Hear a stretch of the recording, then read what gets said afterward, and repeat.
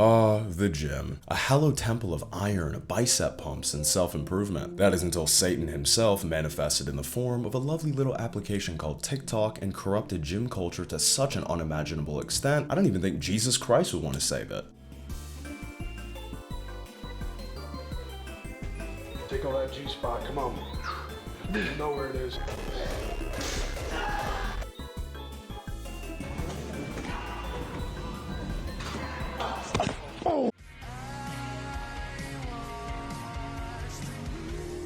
First and foremost, I absolutely love weight training, and I believe that it's massively important for everyone to engage in some variation of it relatively consistently, because I'm positive no one's body should ever look like this. Contrary to my Tim Burton character-esque physique, I grew up an athlete, have spent many years in the gym, and although I smoke too many cigarettes, I've tried to maintain some semblance of a daily fitness regimen. I'll be the first person to admit that being in shape unequivocally improves every facet of your life. It greatly improves your mental and physical health, your self-confidence, and maybe, just maybe, a woman will tell you, hey, you have really nice arms. All things considered, very little about working out can be detrimental to your life. Or so I thought. Unfortunately, modern gym culture on social media has almost completely disproved my previous thoughts and has spawned a pathetically hellish world full of wildly insecure, unhealthy, body dysmorphia maxed, caffeine cell cornballs possessed by vanity and infected with main character syndrome and a deep sadness that a new PR just can't seem to remedy. I hate to be the bearer of bad news, but modern gym culture is easily one of the most fucked movements within the current zeitgeist. But I guess that's not saying too much these days, is it?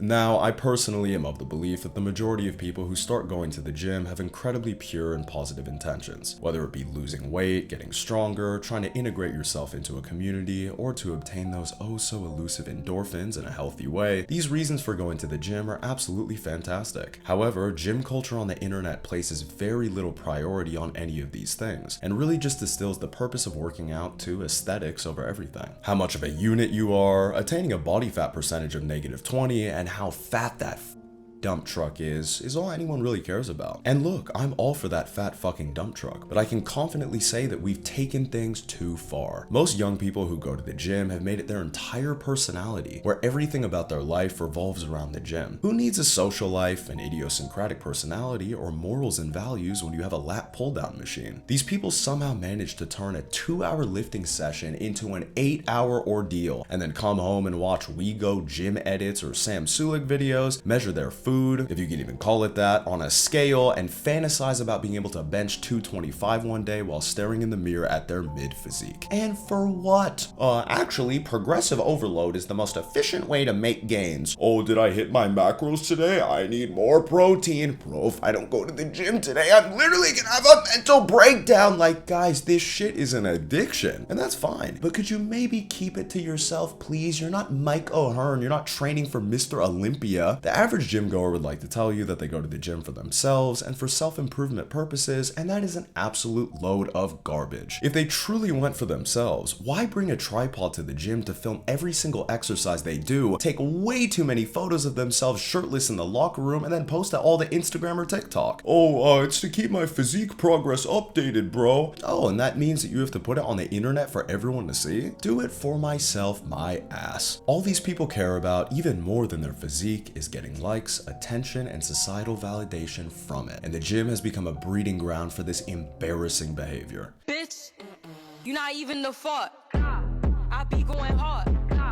I'm breaking their hearts. It really is quite sad that the people within our culture are truly this vain and so obsessed with the way other people they don't even know perceive them, and feel the need to post about their lives, and in this particular case, flexing with a pump and posing for a bodybuilding competition you'll never compete in, or showing off that ass. This is truly the behavior of the mentally unwell, which we'll get to, don't worry. Anyway, it's pretty disheartening to me that these people have chosen to make the gym of all things their personality. Like, really? The man-made place you go where you push and pull metal fuel to make your muscles bigger as your entire identity? Could you be any more uninteresting, vapid, and shallow? Look, don't get me wrong, it's definitely nice to look in the mirror and not be completely disgusted by what's in it, but honestly, when you really think about it, the concept of working out is quite silly. And I'm not saying that it's bad for you, but what I am saying is that maybe there's more to life than Bulgarian split squats, protein shakes, and worthless attention on social media for showing off your arms. Like, it's really not that complicated, guys. Go to the gym, shut the fuck up about it, go home, live your life, and most importantly, delete TikTok. I can assure you, we do not need any more cornball fitness influencers.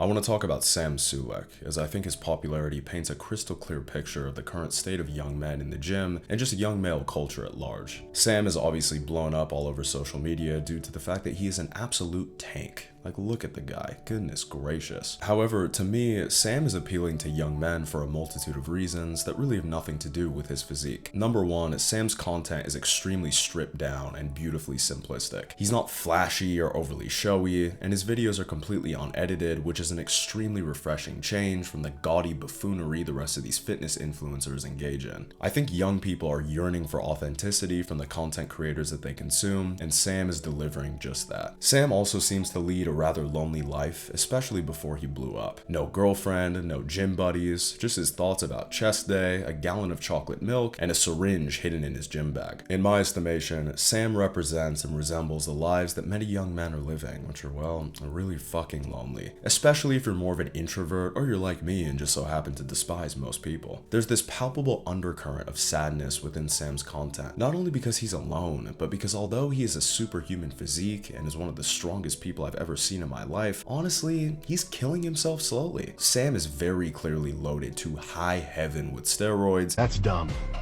But wait a second. That sounds good. He's consuming an unearthly amount of daily calories. Can I get 3 spicy chicken sandwiches, a large fry, and then a large pumpkin spice frosty? And is consistently out of breath when he speaks. Whoa, holy fuck, I'm pumped. Or am I gonna say, that pump kind of sucks? Sam is also just 21 years old, and as much as I like the guy, his current lifestyle is nowhere near sustainable, but honestly, I don't think he gives a fuck, and neither do his supporters. In 2024, why would anyone even want to live sustainably? Who or what is worth living a healthy lifestyle for? Sam's behavior inadvertently embodies the answers to these questions, and I think this is the real reason why so many people resonate with him. Although valiant and commendable, Sam's efforts in the gym are quite self-destructive, but he's fully embraced it. In many ways, Sam reminds me of Icarus, the boy who flew too close to the sun. Instead of playing it safe and prioritizing longevity in a cold and bleak world, Sam seems to want to feel the sun's burning heat, see its blinding light, and get as close as he possibly can, even if it melts his wax wings. And to him, his fans, and myself, that's far more honorable than staying on the ground. For the layman, he's full sending it, and I think a lot of guys relate to that in today's day and age. Anyway, the subtle misery within Sam's videos has spawned a litany of overtly sad gym content on social media.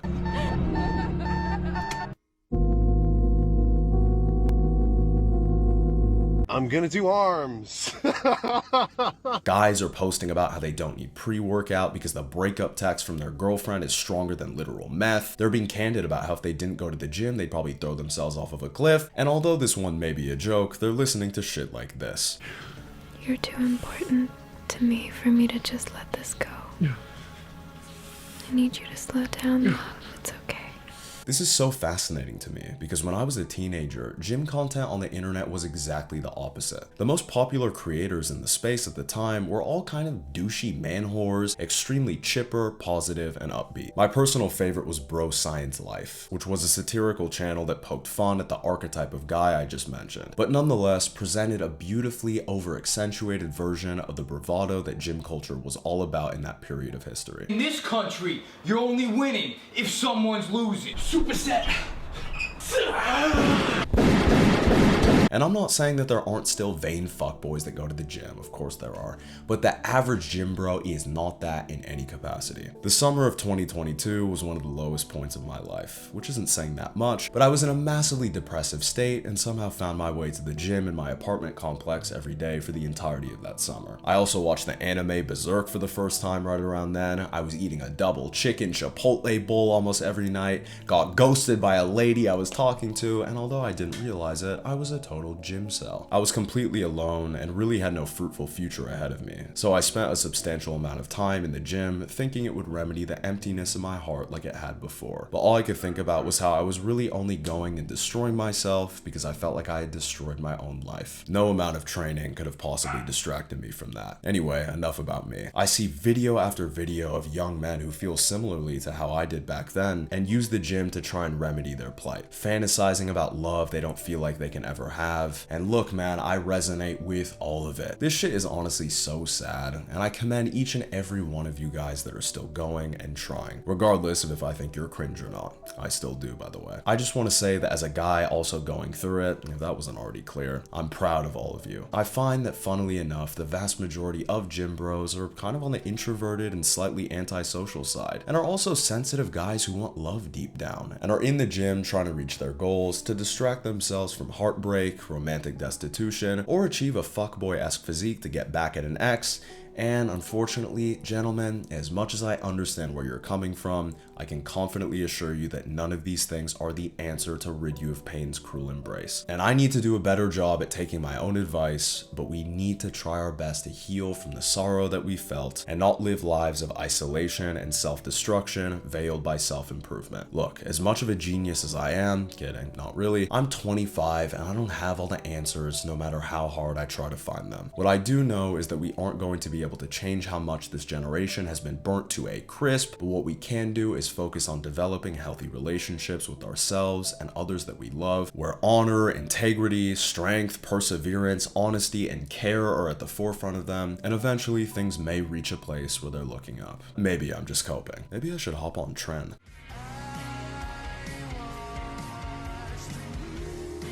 I think we've arrived at an important question. Does the gym actually improve your life? My answer to that would be no. No, it doesn't. Well, that's not completely true. I believe that it can temporarily improve your life massively. Seeing discernible progress within your physique, developing confidence through your success, and being a part of an accepting community that wants the best for you are the initial positives that I think almost everyone experiences when they start lifting. And let's not forget to mention that those newbie gains are real as fuck. However, as time goes by, you start to plateau, and your progress slows down exponentially, and you realize that maybe it won't be possible for you to bench press 850 pounds. You become hyper aware of the way that you look to the point where it's almost inevitable that you develop some degree of body dysmorphia, which is only made worse by the impeccable gym lighting and the fact that you have a pump, which you will never be bigger than. That is, until you decide to bulk, end up getting fat, feel more insecure than ever, then go on a cut, and although you may start to look better, your energy is low, and the strength that you once had becomes virtually non-existent, but you struggle to know if you look good because you can't even remember what you look like anymore because of how much your weight has fluctuated over the past year. At that point, the thief of joy becomes your new lifting partner, because you're so entrenched within this lifestyle, you can't help but compare yourself to the fitness influencers, who of course are almost all on performance-enhancing drugs.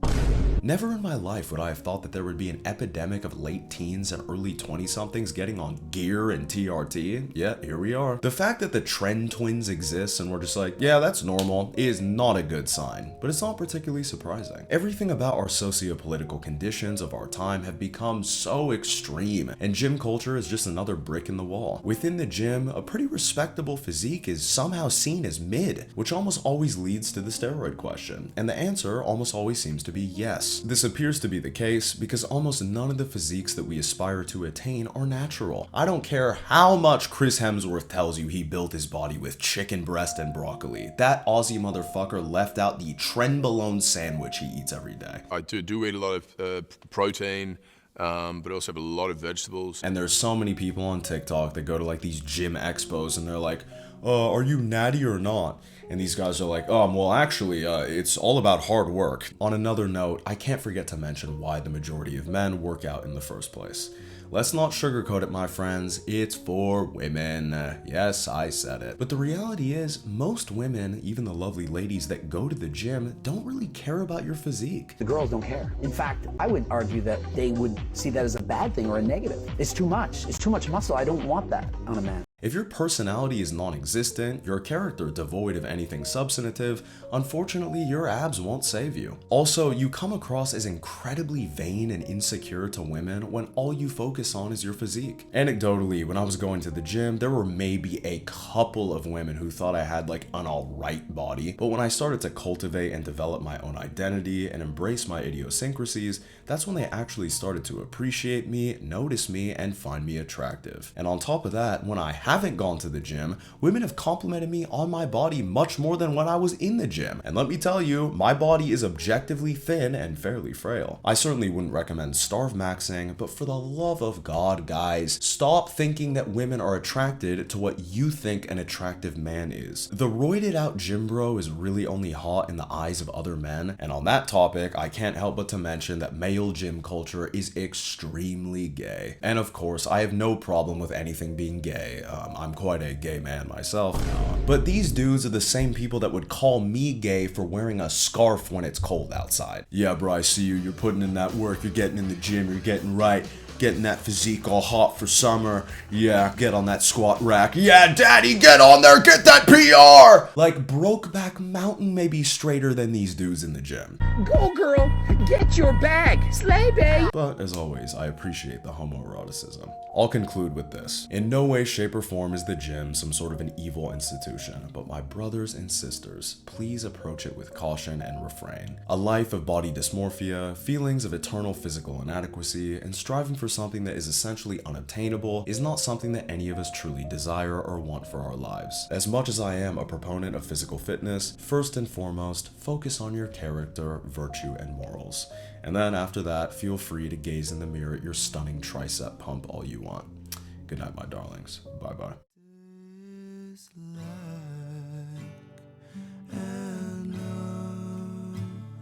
So